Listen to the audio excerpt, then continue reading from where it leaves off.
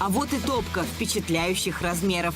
Изготовили ее по эскизам автора проекта Анастасии Комаровой, поэтому конструкция идеально вписалась. Собираем дымоход. Он, как и топка, из жаропрочной стали.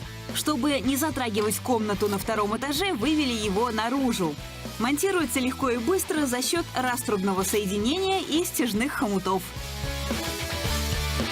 Вокруг топки выстраиваем каркас из металлопрофилей и обшиваем его теми же плитами вермикулита. Стыки гипсоволокнистых листов маскируем универсальной шпаклевкой и армируем бумажной лентой с перфорацией. Выравниваем поверхности финишным составом. Короб вокруг топки тоже обшили ГВЛ и зашпаклевали. И, наконец, красим все в перламутровый синевато-серый цвет. Конечно, очень необычная топка, Лена, да? Выглядит оригинально, такой вытянутой формы. Я даже подобных каминов никогда и не видел. Это абсолютно безопасная классическая топка открытого типа, сделана по классическим мотивам английского дома. Как раньше делали большие-большие камины.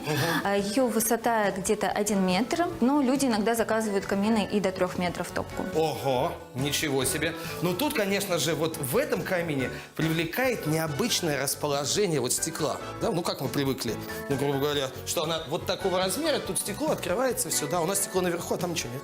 Топка закрытая стеклом, есть технический зазор 35 сантиметров. Это для вот здесь? того, да, для того, чтобы можно было комфортно ее эксплуатировать и, соответственно, подкладывать дрова. То есть стекло выполняет защитную функцию дополнительно и препятствует доступу продуктов горения в помещение. Кстати, не закоптится это стекло со временем, как думаете? Если даже оно закоптится со временем, есть специальные поленья, которые вы просто подбрасываете и поджигаете, и они просто чистят стекло. Ну, это такие брикеты, да, получается? Да, да. Кстати, у открытых топок еще одно преимущество – в них можно готовить. Существуют специальные решетки, которые вставляются в топочную часть, и на них можно жарить барбекю, готовить шашлык. Очень удобно. То есть даже если зимой там холодно, а шашлычку-то хочется же, бывает такое, да? На морозе не хочется стоять, да, вот так все пожарил. Стекло также здесь играет еще дополнительную роль. Оно уменьшает объем топки. Мы используем стандартный дымоход 250 миллиметров. Хорошо, а вот если бы стекла не было, то какого размера был бы вот этот дымоход?